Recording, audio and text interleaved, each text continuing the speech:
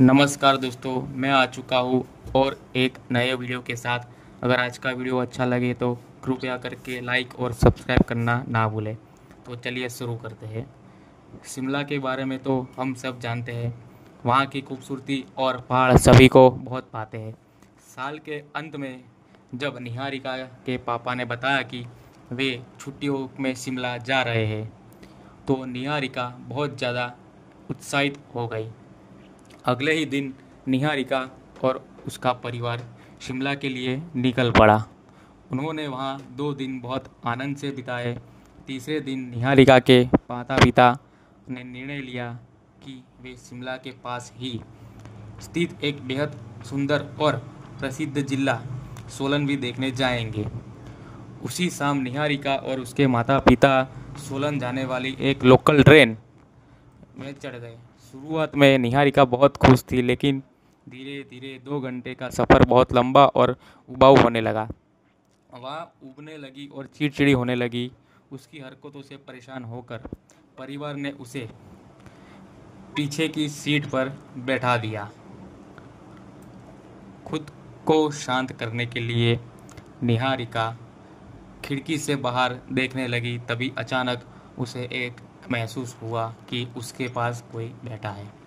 जब उसने सामने वाली सीट की ओर देखा तो वहाँ एक 16-17 साल का लड़का बैठा था। निहारिका उसे देखकर चौंक गई, लेकिन फिर चुपचाप खिड़की से बाहर देखने लगी। थोड़ी देर बाद वह लड़का निहारिका को घूरते हुए कहने लगा, आगे मेरा घर आने वाला है, क्या तुम देखना चाहोगी? उसकी बात सुनकर निहारिका जैसे सम्मोहित हो गई और उसकी ओर देखने लगी। अब उस लड़के की आंखें लाल हो चुकी थी। उसने निहारिका का हाथ पकड़ा और ट्रेन की दरवाजे की ओर ले गया। जैसे ही ट्रेन की दरवाजे की ओर ले गया, निहारिका ने देखा कि सामने एक सुरंग आ रही थी जो बहुत वीरान और डरावनी लग रही थी।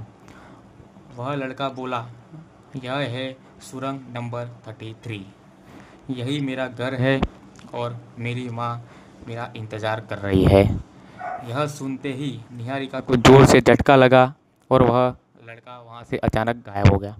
लेकिन अब निहारिका की आंखें भी पूरी तरह लाल हो चुकी थी। लगता था कि उस लड़के की आत्मा निहारिका के शरीर में प्रवेश कर गई है।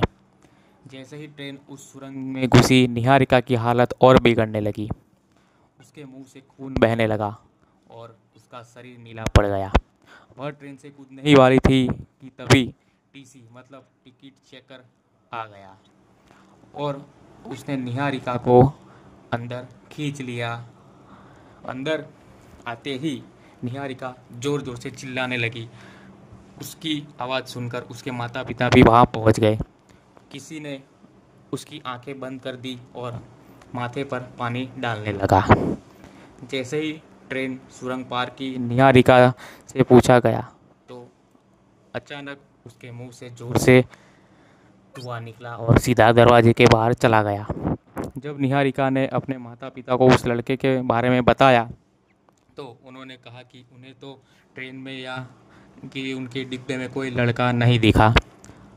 तब टीसी ने बताया कि कई साल पहले इसी सुरंग नंबर 33 में एक लड़के की इसी ट्रेन से गिरकर मौत हो गई थी। उसका घर उस सुरंग के पीछे ही था और उसकी माँ सुरंग की देखरेख करती थी। बेटे की मौत की खबर सुनकर उसकी माँ ने भी उसी ट्रेन के आगे कूदकर आत्महत्या कर ली थी। कहते हैं कि उसके बाद से वह लड़का किसी खास शरीर की तलाश में भटकता रहता है ताकि उसमें प्रवेश करके वो अपने घर लौट सके। यह सब सुनकर निहारिका और उसके परिवार का दिल दहल उठा। सोलन पहुंचने के बाद ही निहारिका कुछ दिनों तक सदमे में ही रही और अंत में उसका परिवार उसे वापस घर ले आया।